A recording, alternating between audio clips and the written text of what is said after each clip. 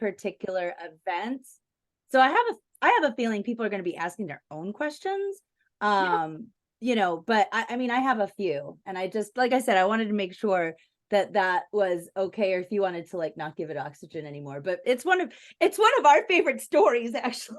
Well, and the thing of it is I think there's a way I can step through it with this audience that I think is important. I am going to be the adult education speaker for Tempe, University Pres in Tempe, and the topic will be the separation of church and state. So this Sunday, so here we go, right? Here we go. Absolutely. And I've got a dog in this fight, so to speak. Okay, sorry. I just needed to I have my Facebook on the other screen, so I just sorry. That's all good. Yeah. And yeah. All right. So I can see that people are trickling in. Yeah. Folks, if you are here today, please go ahead and feel free to put your name in the chat, and make sure on that bottom right-hand corner, at least that's how it is on my screen, that you flip that little blue button down there from hosts and panelists to everyone, so everybody can say hello to you. And with that, I am going to go ahead and get started with my little spiel. So hi, everybody, and thanks for joining us at Secular AZ today. Again, if you're joining us either on Facebook or in the webinar, please introduce yourself, let us know who you are, why you're here, and of course, make sure you follow and subscribe to all of our social media channels, and like this video once it goes on our YouTube page. And by the way, if you want to catch any of our other wonderful speakers that we've had over the past few years, you can always access them at a later date. I know that 12 o'clock on a Friday does not work for everybody. But if you're here, you know that white Christian nationalism is the greatest threat to our democracy, and we are your voice for the separation of religion and government in Arizona. We're a nonprofit organization, and we act as your voice to elected officials all across the state and at every level. So be sure to check out all of our channels, like I said, and subscribe and share. We have some great programming, our Friday updates, where we have all kinds of amazing speakers. We have historians, authors, elected officials, journalists. And next Friday, we're going to be speaking with Dr. Paul Miller to discuss his latest book, The Religion of American Greatness, What's Wrong with Christian Nationalism. You know, we have some of these knuckleheads in our own state legislature, as well as in Congress, who proudly proclaim that they are Christian nationalists. And if that doesn't terrify you folks, I don't know what will. At a time where 4 out of 10 Americans prefer an authoritarian style of government, this is an all hands on deck moment. So I am so excited to launch our speaker series for the year 2024. As you know, we weren't here last weekend because we were busy at the Humanist Society of Greater Phoenix for our secular summit. By the way, you should all check out the Humanist Society of Greater Phoenix because they have excellent programming as well. So we are kicking off today with a little, I guess, preview or like teaser or like, brace yourselves kind of thing today, because you would think that with only a 1-seat majority in both chambers and with a Democratic governor at the helm, that they might be willing to play nice in the sandbox. It couldn't be further from the truth. So I'm super excited about our guest today. Stephanie Stahl Hamilton is an Arizonan, born in Flagstaff, and spent her early childhood years on Navajo Tribal Lands. After completing her Masters of Divinity at Princeton Theological Seminary, Stephanie and her husband Derek made Tucson their home. She is an ordained minister in the Presbyterian Church, USA, and is currently serving as parish associate at St. Mark's. Stephanie received on TUSD, that's Tucson Unified School District's she served on Tucson Unified's Family Life Curriculum Committee, dedicating hundreds of hours reviewing and revising the curriculum. Facing strong opposition, she has proven her commitment to the children in our community by completing an inclusive, updated, and relevant curriculum that addresses the well-being of the children in the district. By the way, there's a bill that would probably make this teaching illegal. Don't get me started. Stephanie's role as the executive director of Montlure Presbyterian Church Camp enabled her to meet and serve children from all over Arizona. It was their faces, stories, and connection to their communities which lent a more comprehensive perspective of the critical role played by policies put into place by the state legislature. Stephanie was the regional lead for Save Our Schools, working to successfully defeat the voucher expansion that was signed into law in 2017. She is married to Derek, a middle school teacher. Oh, I love middle school teachers. And they have 3 children who attend schools in Tucson Unified. So help me in welcoming Representative Stephanie Stahl Hamilton. Did I miss anything, Stephanie? No, I think you got it. I realized I need to get in there and update that. I only have one child left in TUSD. My older 2, one is in the workforce and the other one is a freshman at the University of Arizona, still a public school. Right on. So I have a whole bunch of questions. I want everybody who's here in the webinar or on our Facebook to, chime in, put something in the chat if you have any questions. But I just feel like it really makes sense then to go ahead and lead with one of the most unserious ethics committee investigations I've ever seen. And I've seen a lot of stuff happen at the Arizona legislature. So I know that for our members, they probably want to know a little bit about Biblegate and what that experience was like for you. And for those of you maybe who, well, tell them what happened, Stephanie, if you choose. Well, and good afternoon, everybody, and thank you for chiming in. I saw one name in the participant. I'll give a shout out to Julie Chanowski. Hi, Julie. It's good to see you. At least see your name. Happy you're here. By the way, I want to mention that Julie Sanowski with the Scottsdale Unified Governing Board actually won one of our Secular Champion Awards this past weekend at our Secular Summit for standing up to the bullies in Scottsdale. So go, Julie, and thanks for being here. Okay, that's it. Yeah. Yeah, congratulations. So yeah, it is interesting that you would be kicking off this season with somebody who is also an ordained minister, but yet someone who walks lockstep with secular Arizona. It's an interesting space I reside in, but part of my platform from day one was a strong, just a hard line on the separation of religion and state, and yet I come from a church that I would say continually reads the newspaper in one hand and scripture in the other, trying to hold the two in conversation one with another. And so for me, I absolutely am informed from the faith tradition that I embrace, but I do not embed it in the policies that I fight for. That I think I am continually reminded that I am a representative and that this is a representative body that should reach for democracy. And so I think that's how I can reside in that tension. I know who I am. I know what my motivations are. However, when it comes to the public square, I'm here for the people. I'm embedded in my community. So just with that up front, for those of you who might be raising an eyebrow and saying, what, who is this person that has a theological degree, it's I hold it in tension. Let's back up. And let me say that I think the whole Bible nonsense was more about politics than it was sacred scripture. Mm-hmm. But that didn't become abundantly clear, as you sift through and you look in the rearview mirror, and as I continue to encounter the fallout of all of this BS, I'm realizing that it really was just a tool that could be used against me. That sounded good in the media. So from day one, I have been very frustrated at the theology that gets tossed around at the legislature, both in committee and on the floor of the House and the floor of the Senate. That's the other piece. I've served in both chambers in my short little time in the legislature.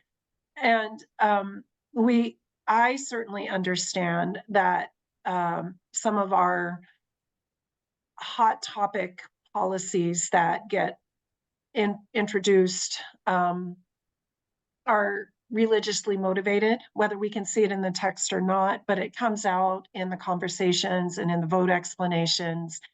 And that has bothered me. And you know, the first year that I was at the ledge, I was on the floor every morning for prayer and pledge. And I thankfully that year we were wearing masks because it was COVID. I felt like that mask covered a whole multitude of sins that could be read on my face. I mean, minus the eye rolling, you know, because unless I was wearing my sunglasses, I became increasingly frustrated with the prayers that we were hearing, the tone that was being set day in, day out. And at one point, I thought we're asking for the wrong things around this place. We are praying for the wrong people, and we're asking for the wrong things.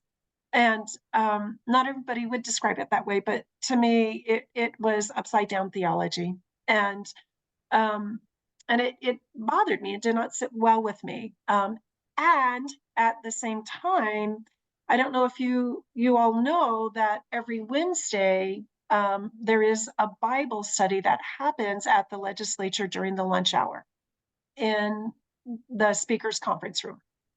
And my first year was very curious about all of that. And, you know, I thought, well, let me see what this is all about. And so I checked in with leadership in my caucus and said, would people be, you know, would this seem to be counterproductive for me to attend this Bible study? I kind of have a dog in that fight.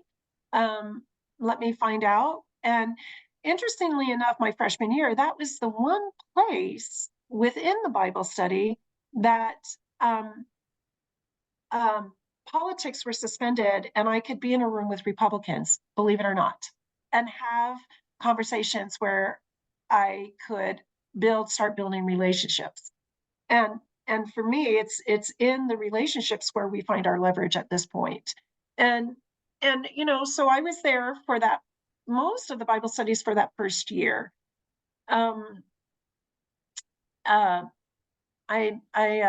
I don't attend anymore, but it was enough, you know, for me to see what it was all about. And again, you know, most of the time I don't think I gained much from the Bible study. I don't think it was again a theological lens with which I embrace. But I grew up in an evangelical home, so the language was familiar, the point of view was familiar.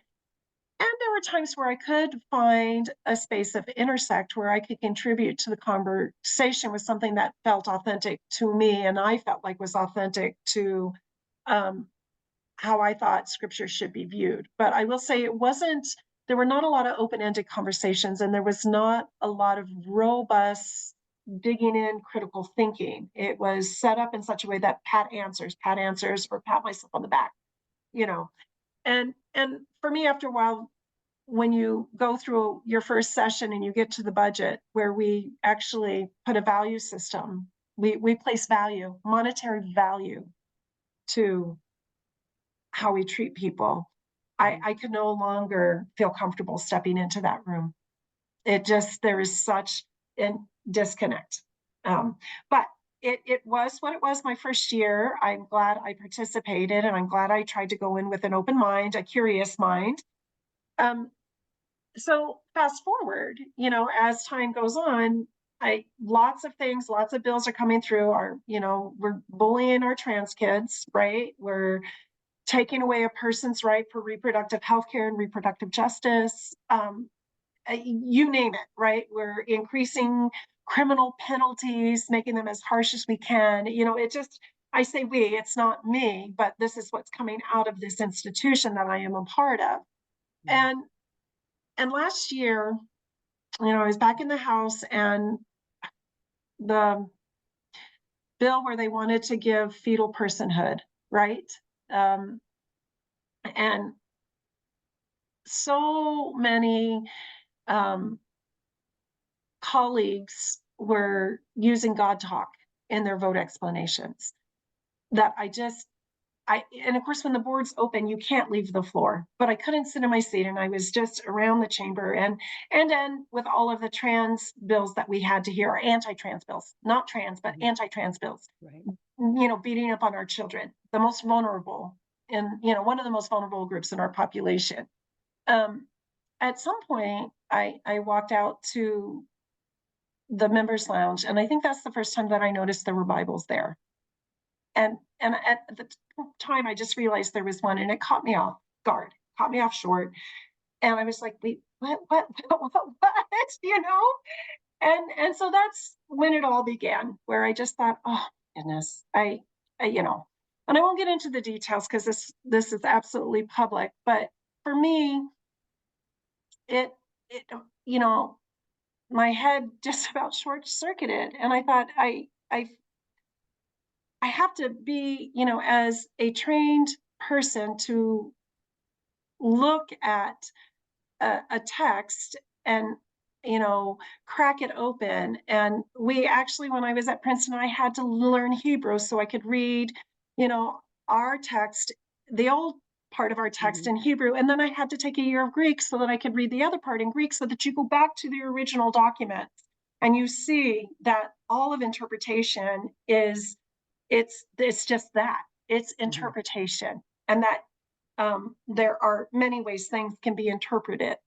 And I had just enough to crack that open to realize that nobody really is an expert in the arena. And therefore, nobody has that corner on the truth, or what they want to call the truth. And so that's where my tension is being a part of a body that is supposed to be for the people, but they take the flag and they wrap it in something that, in my opinion, is hard pressed to look like Christianity. And that is it's to me, it's used to continue to belittle, disenfranchise, disempower. It plays into a really ugly power dynamic that is hard to stomach on a day in, day out basis. And I think I am guilty of quoting scripture at my colleagues across the aisle. Therefore, in their minds, it rings hollow that I say I believe in a separation of religion and state. I don't agree with that interpretation either. I feel like I was just using language they could understand. Maybe hold up a mirror for something that I think would hold accountable certain actions and voices. So that's where it all began. But make no mistake, I think this was mostly politically motivated, because I was the person that stood up and made the motion to, first and foremost, censure Representative Liz Harris for all of the election stuff. And when my colleagues across the aisle protested and said we need due process, we had an ethics complaint ready to go. And I was the only one who had my name on the ethics complaint, and that's where I should have brought a few people with me. I should not have stood alone on that. That was my naivete of the political process and not realizing just how political this would get. And so I will forever, ever be joined with former Representative Liz Harris. And it would have been lovely had I not been caught on a secret hidden camera. And we can talk about that. To give fodder for people to raise a stink and paint me in what they thought was the worst light possible. Now, for a certain group of the population, that is the worst thing I could have been doing. For other people, it was like, oh my gosh, yes, do more. I would have taken them out of the building. But, I was moving them around. There was no destruction. There was no intent to destroy. To me, it really was a playful protest, peaceful protest, and highlighting what should be the separation, because we still don't know how the Bibles got there, who paid for them, if it was state sponsored. It begs a much deeper conversation. I will give a shout out to KJAS. They were the only news agency that really took it seriously, and I felt like didn't try to give a neutral reporting on it all. I think all of the other newspaper reporters saw the sensationalized part of it, and with the catnip stories, the press was not my friend in all of this, and so I went very silent. This is the first time, you all should feel very privileged. It's the first time I've spoken out publicly, and I know it will continue to keep a target on my back for some people because it will just open this all up again. But I think it is important to talk about these things. And just so you know, this coming Sunday, I am and will be a guest speaker for the adult education class at University Pres in Tempe as their guest speaker, talking about the separation of church and state. So we'll be taking a critical look at that. So I know I've talked for a long time.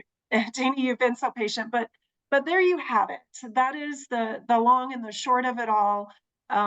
I think some of this, I was caught in a moment of frustration because I do believe that the Bible gets used as, and I said this to the press, it's used as a bludgeon around that place. And so many people don't know what to make of it, that I think even on our side, folks were like, whoa, whoa, whoa, whoa. They thought it was this horrible thing that I did, when in all actuality, it only has power if you lend it power.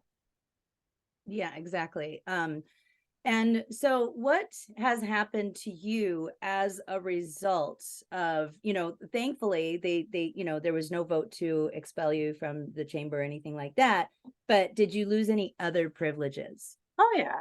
And they bent the rules to even pass the censure through. So, I mean, let's be honest about that. They saw two of our members and they did a loose, interestingly enough, they did a loose interpretation of the rules to say that I was censored, because there was one Republican, one colleague across the aisle, who stood up and just told them all it was hogwash and that I should not be censored. But again, those votes that were going up on the board were also votes taken for constituents and home bases to show that, they were getting their retaliation for what happened with Liz Harris. Like, it's just, oh my gosh, you can't make this stuff up. And what a weird thing to step in and step through, right? Yeah. Well, and okay, go ahead. Sorry. Yeah. And so then to answer the question, yes, I not only did they declare me censured, which should have been the punishment, but they left me hanging all interim long. And it wasn't until just before session started that I was removed from the Natural Resources, Energy, and Water Committee, and also lost my ranking member status on that committee. So I'm down to just two, because I'm on appropriations and JLBC. But make no mistake, the ripple effect is there even within my own caucus. It really has in some ways kneecapped me, because again, people didn't know what to, I mean, this is not something that people want to touch, right? There are folks who don't like it, but they just kind of let it be. But for me, it really has been a hard thing to have to endure while I'm there. Mm-hmm. I mean, the gross misinterpretation and use of scripture and marrying it with in the political arena. And of course, with the wave of Christian nationalism, I know what we're facing and what's coming. I actually just finished up a Substack about how we, as whether we're just secular, maybe we're people of faith who believe in secular government, maybe we are humanists, atheists, agnostics, whatever, we've reached the point. Used to be, maybe you'd get a couple Jehovah's Witnesses on the street corner or a couple of Mormons knocking on your door, right? Like, it was fairly quiet. You go to ASU Mall, maybe there's some like crazy person babbling about the end times, yada, yada. But now it's everywhere. It's at our committee hearing meetings. It's at our school board meetings. And it's at our city council meetings. It's at hospitals that provide gender affirming care. I mean, it's on airplanes, that gospel singer singing, like right. And we're paying tax dollars to fund private religious schools. Our tax dollars are going to fund this. Right. So, I mean, now, and we recently had a guest on, Kate Cohen. I don't know if you, it's called We Have Little Faith is the name of her newest book. And if you haven't read it, I highly recommend it. She basically talks about how she used to be afraid to admit that she was an atheist or talk about atheism, and now she does it proudly. And I think it's time for all of us, because more and more people are seeing the appeal to heaven flag hanging outside of Mike Johnson's office, and a bill put forward by Kavanaugh this session that would mandate that HOAs have to allow people to share this white Christian nationalist symbol, like a symbol of insurrection. At least a dozen of them were there on January 6, 2021. So like, we need to start talking about it. And I appreciate that you did. I do want to point out a couple things here in the chat. First, Lindsay points out that we pushed pause on a secular studies program, but we're just kind of waiting for the time to bring it back and answer to the Bible studies program, where we would bring people to talk about secular issues. So that is something that in the past, Tori Roberg, who was here before me, implemented, and we're going to be bringing it back.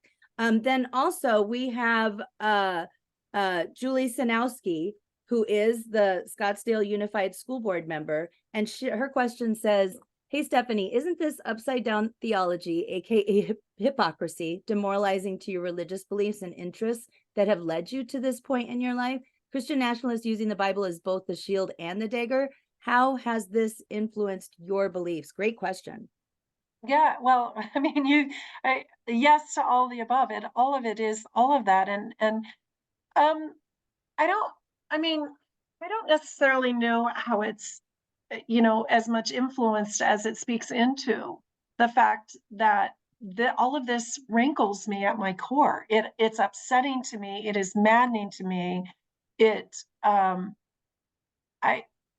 think the thing that I mostly have brought with me to the legislature is that I am here grounded in my community, wanting to support and craft policy that reaches to the folks who are the most vulnerable, the most disenfranchised. I have been on that on the end of unstable economic or uncertain economic stability in my own family, and with my own stories, and I've often thought, if a family like mine, who has quite a few, family of privilege, still is having a hard time trying to raise a family in the state of Arizona, something is wrong, number one. And I sure as hell know that there are those who are more vulnerable than I am, who face more challenges than I do. And how the heck are they keeping their heads above water and making it, and raising children who are able to step into the workforce and have a quality of life here in Arizona. And I don't believe that they are.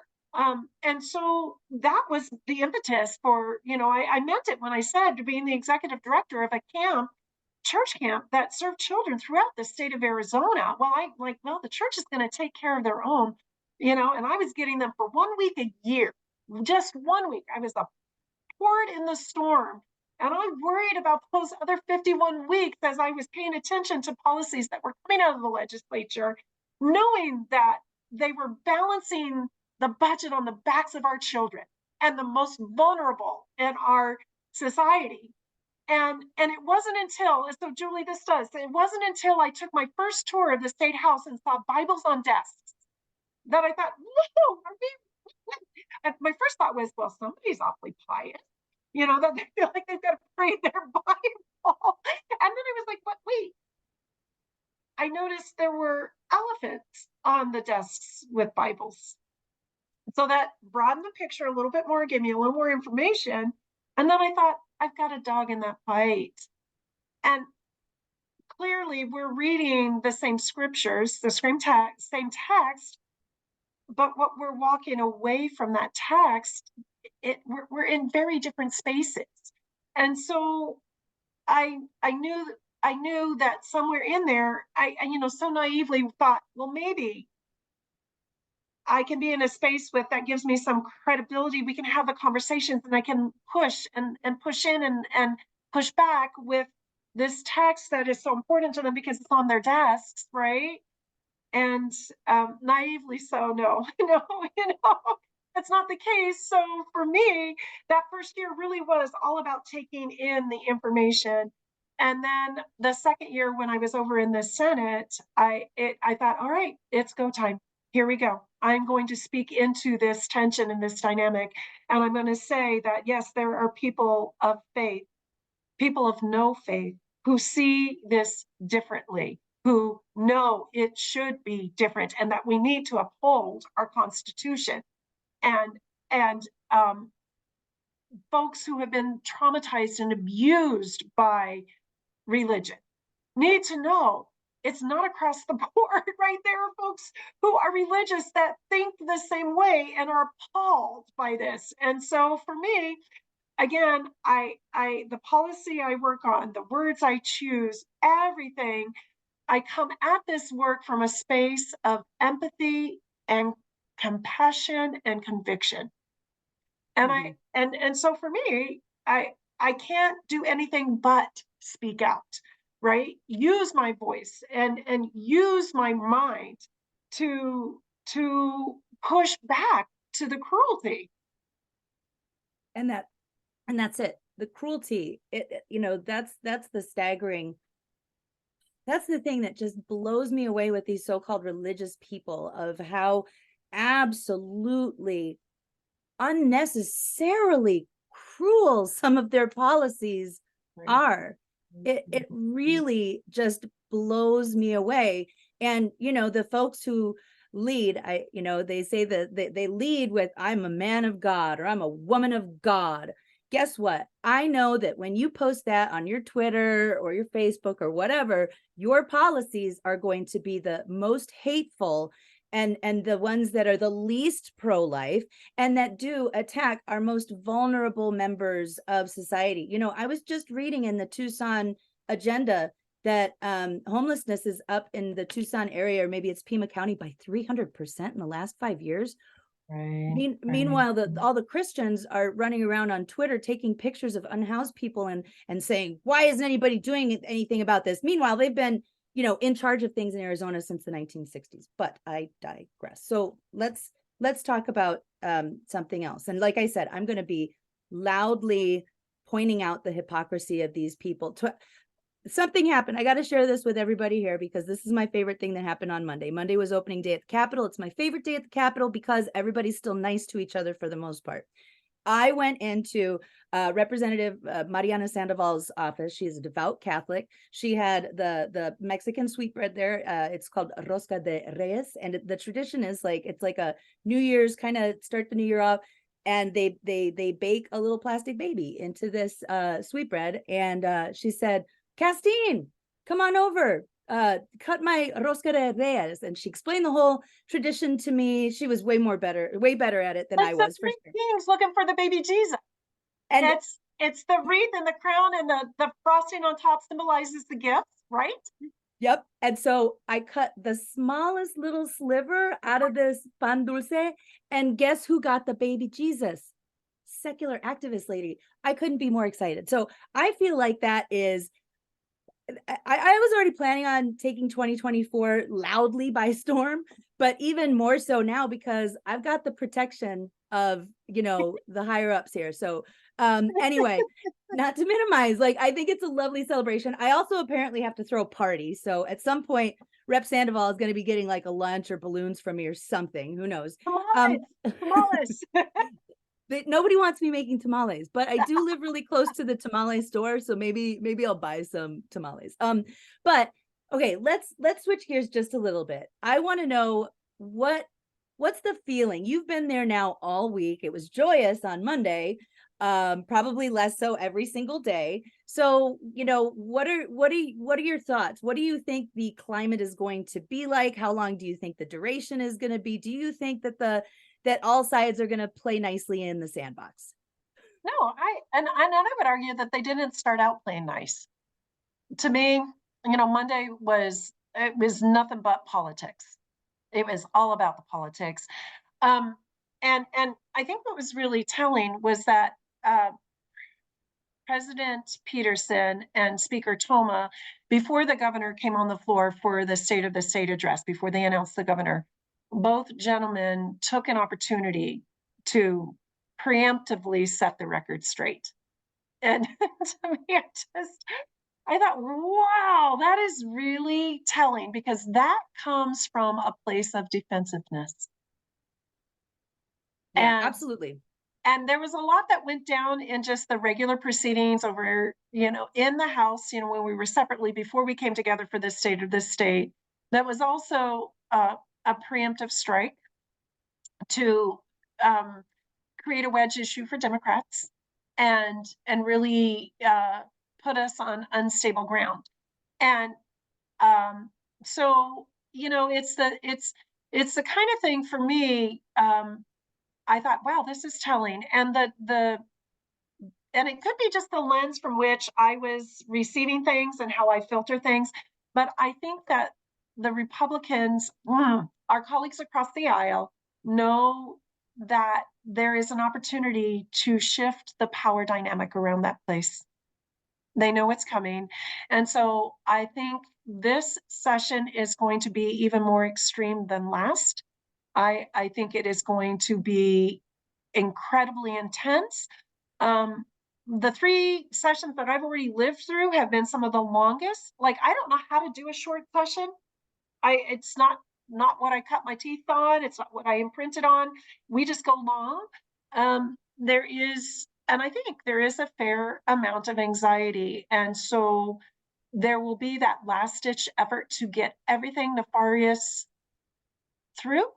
I think they will come at our caucus, my caucus, as hard as possible with as many wedge issues as possible to just tear us apart, to have us feuding with one another.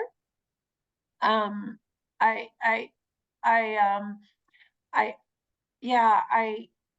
am thankful that we have a governor who is willing to veto some of the most cruel legislation. There is a little bit of a backstop there that gives some space for comfort. And this sounds like such a doomsday, but the tenor around that place is that my colleagues are scared. They are worried that they are going to lose seats and that the power dynamic is going to shift. And for them, it is the worst thing in the world. I think we stand a chance of, even though it's an election year, 2 years ago, it was an election year, and we went to June 24th. The last day usually is June 31st.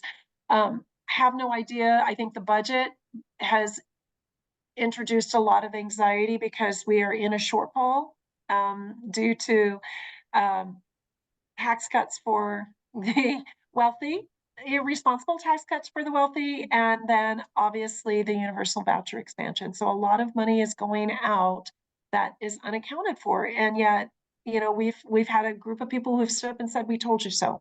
We told you so. But go ahead with your ideology, and we'll see what happens, and now we're paying the price for that. So I will be curious to see this Sunday.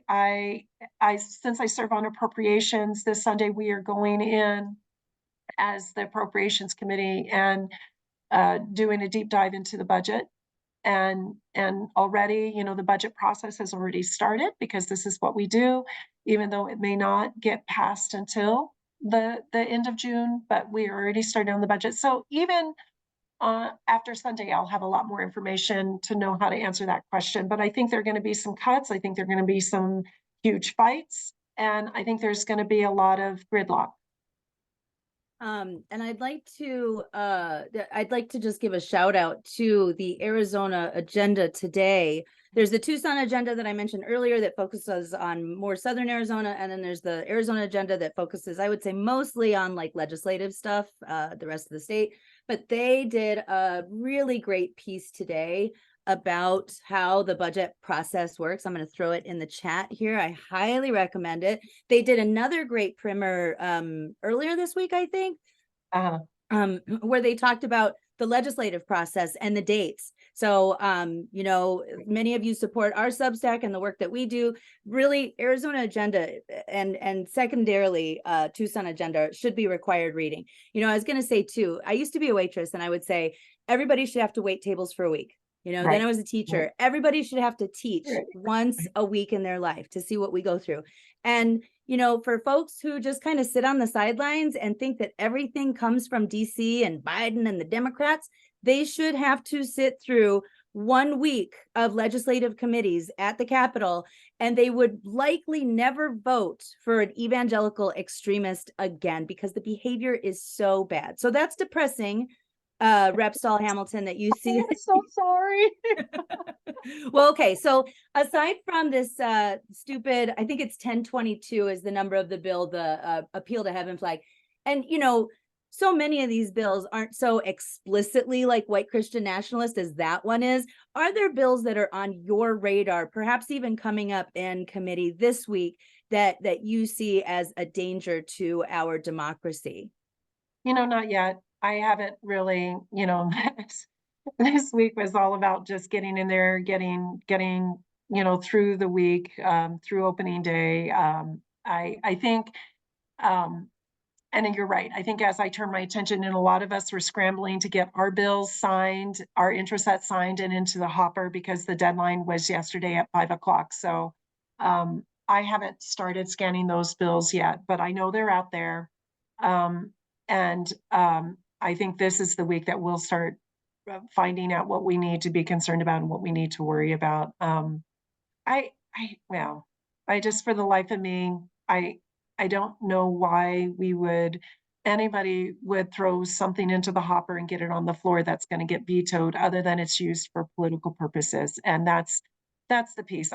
Most of you know that I have spent my time there focusing on our natural resources, energy, and water. Water is life. And for me, I certainly believe that we are not stewarding our lands and our water and our air and our resources as we should, in smart and healthy ways, and caring for the earth that gives so much to us. And so even within that, I find that I can, my bandwidth is only so much, and because I put so much time and energy into that, and then of course to have been stripped from my committee, I really have spent the interim and the off season figuring out where my leverage is and who my allies are and who I can partner with, so that I can still continue to show up and do the job I was elected to do with the skills and the strengths that I have. So I wish I had a much better answer for you there, other than, in some ways I'm in survival mode and self-preservation mode. Oh, I completely get that, because going to the Capitol for many of us can be a traumatic experience. Right, I mean, especially for some of these, you mentioned some of our most vulnerable members of society, and especially children. I've seen so many young children testifying when they should be in school right, to correct. hang on to maintain their rights to bodily autonomy and medical privacy, their rights to be able to read books that are recommended by the American Library Association, and their right to, be called whatever nickname they want to be called. It's downright traumatizing. And or to these keep are children. their family together, to live in homes and keep their families together. A child advocating to keep their parents in their home. Are you kidding me? The burdens we have placed upon our children. Mm-hmm. Yeah. And then these really well, these great men and women of God at the same time will, cut budgets for schools or after school programs, or put limitations on what programs can exist based on their own, religious or political ideologies. It's really, really tough to go down there. I call it the bad place, and I typically, I don't waste my gas a lot of the time unless there's a really important reason to be there. And by the way, I will say there is one important reason to be there on January 16th, 2024. I received an email that was sent out by a conservative legislator, saying to everybody to bring their religious leaders with them, because January 16th, 2024 is the National Religious Freedom Day. And, she invited folks who are religious. Well, I am actually, you may not know this about me, but you can call me Reverend Castine. I am an ordained internet minister from the Unity Life Church. So I will be shadowing a legislator there as their spiritual guide and I encourage anybody else, if you're an internet ordained minister, and I'm not trying to minimize the work that you've done, Stephanie. I mean, Oh, none no, of I us don't had to see it learn as Greek such. or Hebrew. You know what I mean? I'm just pointing out that religious freedom belongs to all of us, right? Well, I And think we should have freedom from religion. Not exactly. only freedom of, but freedom from. Yeah. So if you are a high priest or priestess with the Satanic Temple, if you are a humanist chaplain, if you are an ordained minister like myself, or maybe part of a UU congregation, please, reach out to your local legislators and see if you can shadow them for the day, because I would love to see if some of these men and women of God would let you all. Oh, I had the 16th, but I'll double check and make sure. But the email that I got said January 16th, so we'll have to take a look at that. I will say that I was in a meeting today, and already I've got the anxiety coming back up, like that, like prepping and researching all these bills and the rapid fire. How many are already there? Did they say 450 bills already that we're sifting through? It's like a nightmare. But I will say, for those of you who do use RTS, that on, what is it, the 17th, which is Wednesday, Senate government is going to have some interesting bills, including SB 1. Here, I'll put the link in here for this is how I track the bills. Sometimes I go by committees. Everybody does it differently, but this is the Senate government committee, and then they have the video waiting to go, and then the agenda, and then you can click and see what those bills are. But we've got one coming from Hoffman, so it's terrible. All about public monies, ideology training, and prohibition, meaning that if you're teaching some kind of ideology, I guess you're not gonna. I haven't sifted through these yet. We've got, let's see, what's this one? There's SB 1014, again, Hoffman. So, but it's about discrimination, prohibition, and social criteria. I believe that this has to do with, like, if people are like card carrying members of Proud Boys, or, Oath Keepers, or NRA, or whatever, like they can't be discriminated against or something. I'm not really sure. I haven't looked at these. And then, of course, that's where 1022, the appeal to heaven flag, is. But there's more. There are some bills right now that would essentially make, and I believe this one's coming from Kern, but I'd have to double check. Could be WhatsApp again. If you know these names, that probably chances are they're not great, even though every once in a while, what do they say? 1,000 monkeys all typing together can at some point create, Shakespeare. Who knows? But there's another bill that would essentially outlaw any kind of health instruction in K-12 schools, like any discussion about a child's health. And again, I'm making these direct connections now. Why do these people not want children to learn about their bodies, have the vocabulary to be able to say, I have boundaries, and this makes me uncomfortable, and I don't give you consent? Why do they want to keep children less safe? Why don't they want fingerprint clearance cards in private schools, even though they throw out the term groomer, indoctrinator, pedophile when it comes to public schools? Like, we need to be loud about this. The connections are there. Even I feel the loosening of child labor laws across the country in places like Arkansas, these are all related. The pregnancy bills are related. The trans bills are all related. And everything that has to do with fetal personhood, these are all coming from places like ALEC. And unfortunately, Stephanie, that's a question. Do you all have a national group like ALEC who just hands down model legislation like that? And what groups are those? So State Innovative Exchange is one where, and they are for progressives, actually. So not just, but for progressives, progressive policy. I don't know. They tend to partner with groups who can help create model legislation, for progressive policies. So one that's really working its way through the ranks, and Democrat circles, is the right to repair, and that is for all kinds of things, like your appliances, car dealerships. The right to get your whatever it is that you purchase repaired and not invalidate the warranty if you do not go to the manufacturer or somebody that the manufacturer chooses. And there is federal legislation, but a lot of times people don't pay attention to that. So the states are taking it upon themselves push back and be able to have some right to repair. So that is something that is an example of something that SIX has been able to bring the people in the room to have this model legislation throughout. But it's not, I think the state's project is helpful in some of that as well, but it's not to the same degree. The Democrats, as far as fundraising and organizing to get on the doors, all of those things, we've got Act Blue and we've got BAN, right? We've been really smart about how we mobilize people and money.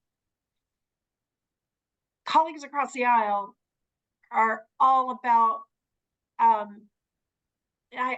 just here you go, this is what you're going to do. Here are your talking points.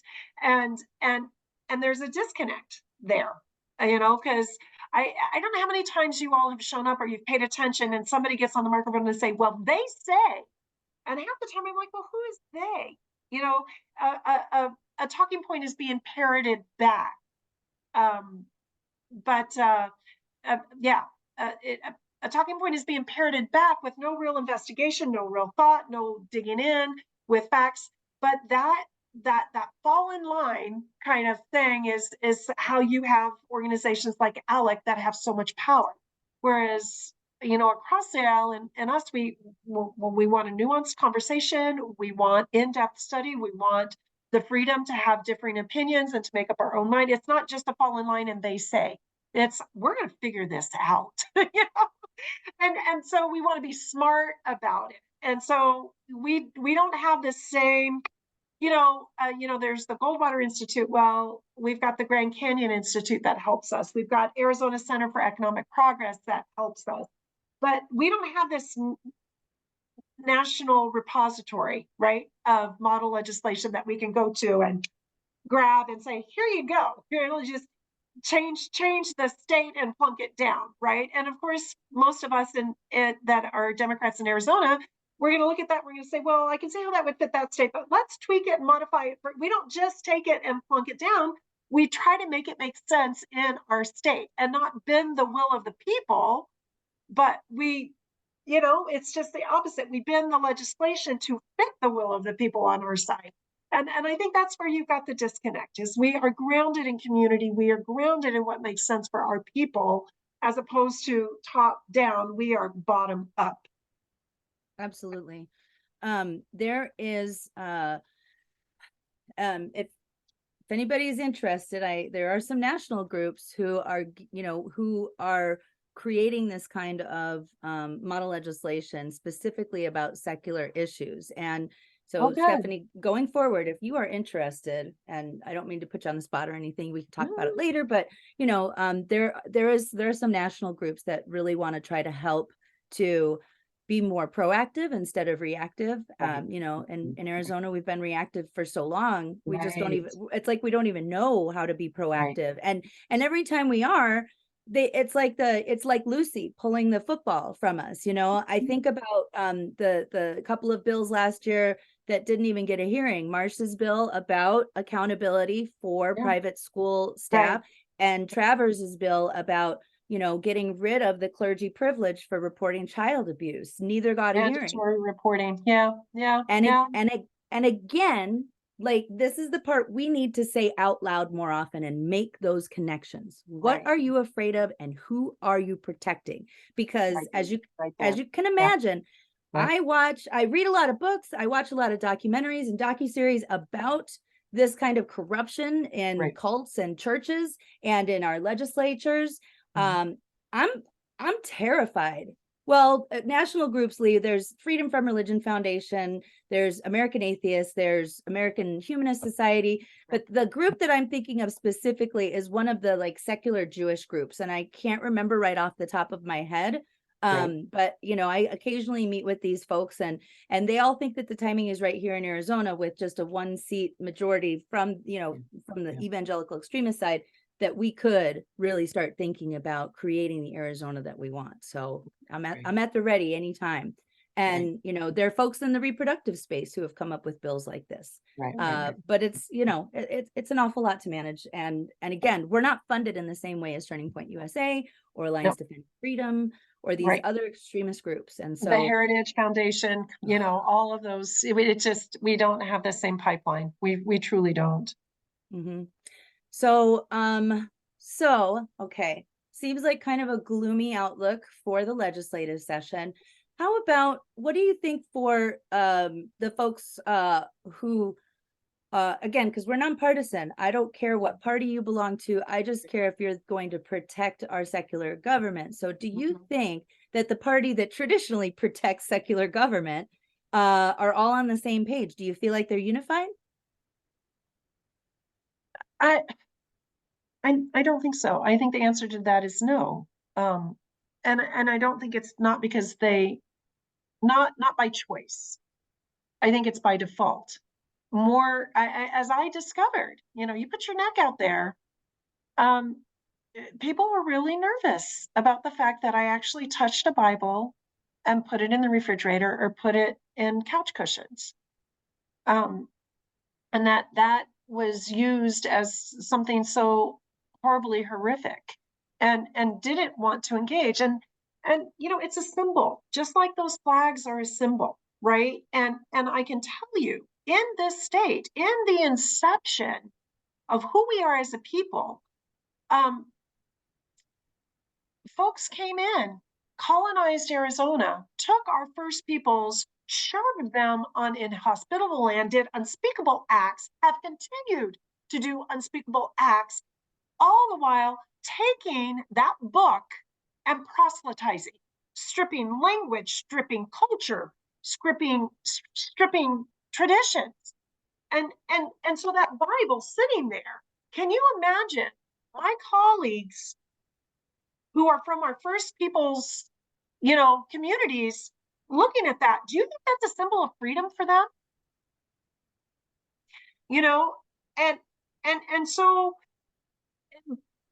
because that voice has been so ignored or overlooked or not even considered, and that perspective not highlighted, I again, it's not that people, it's not by choice, it's just all the pieces haven't been factored in. We're at a more critical moment where we need to start speaking out, start pushing back, and painting that landscape. You know, I can use this and pull up a sacred text, and I drop this all the time. I sit on this all the time, right? This gets a lot of abuse, but it is a vehicle. If I want to look at a text, I can do it. It's just a book. It's just a book. And I don't think people have made that connect.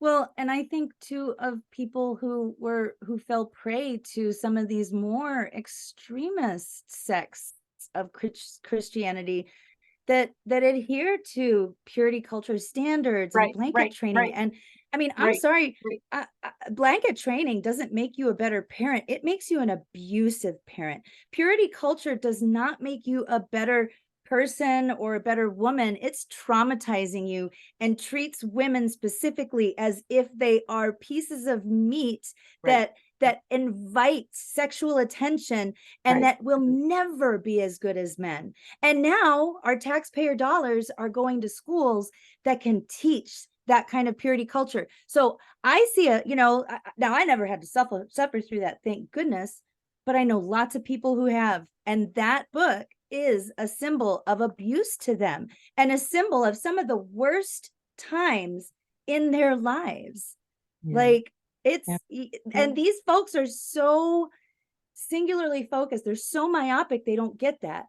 One thing I did throw in the chat there, and this is really more for legislators, but if you all want to take a glance at it, for those of you who have city councils and school boards that insist on reading scripture, there are some secular invocations there for you to share with your city council or your school board or whatever local government. So I wanted to leave that. But and I will say real quickly that most days I am not on the floor for the prayer. I just can't do it. Every now and then I can't avoid it, like opening day. And Tuesday when I was getting my bills signed, I knew I needed to catch people, and I it has always been my little peaceful, just not going to participate in that. I get to choose. But then I'm always scurrying in for the pledge. And I also, when I say the pledge, I say it differently. But by choice and quietly. It just, yeah, it is. I think if we want to frame the day, we should frame it with good thoughts, and it doesn't necessarily need to include religion. Yeah, I completely agree. And thank you, Lindsay, for correcting me. I had the guidelines for best practices, and she actually put the actual invocations there. So thank you for that. I appreciate it. All right. We don't have much time. Got about a minute or so. I want to honor your time. It's a weekend. You get to hang out with your family. Brace yourself for the coming week. But and this is how I end most of our discussions, because it's hard to find hope these days. We're all suffering. So what gives you hope? I was going to say real quickly, hope is never the strategy. Hope is what we have by rolling up our sleeves and doing the hard work and standing in solidarity with one another. It is staying the course when times are tough. It is being grounded in our human connectedness and care for one another. It is not something that just magically comes to us. It is something that is hard fought and hard won, and we do it together. Mm-hmm. And I would say too that sometimes hope means that you need to take a break and let others carry the heavy weight for you, or even lift you up, because this is hard work. It's a marathon, not a sprint. We could very well have 6 more months of this nonsense facing us. And so if there's a week where you just can't take it anymore because the hate coming from the ledge is too strong, then dip out, because we've got you. I love that message. Right. Well, and you and I had this conversation last year. We hold hands and we take turns. Yeah, she's one of my favorite people, and I never want to play her in basketball, because that was when I first met her, and it was all about, trans girls and boys, or wait, what was it? Trans girls in sports, right? And Stephanie basically said to everybody on that committee, and I guarantee y'all, I could beat you in a game of one-on-one. And that was the instant that I fell in love with Stephanie Stahl Hamilton. So I appreciate you taking the time. You're one of our secular stars, Stephanie Stahl Hamilton. Consistently scores 100% on our scorecard. She's a champ. Despite her divinity degree, she is an absolute champ for secular government. And if you live in her district in the Tucson area, man, are you lucky. So you're one of the few things that I look forward to about going to the Capitol, Stephanie. And whenever I bring tamales, I'll make sure I bring some for you too. Well, thank you all. Thank you for your time. Thank you for your support. Thank you for the hard work that you were doing. We all have our part to play, and you guys are a bright light for me. So thank you. Thank you. All right, everybody. Have a great weekend, and we'll see you next week. Take care. Bye-bye. Happy weekends.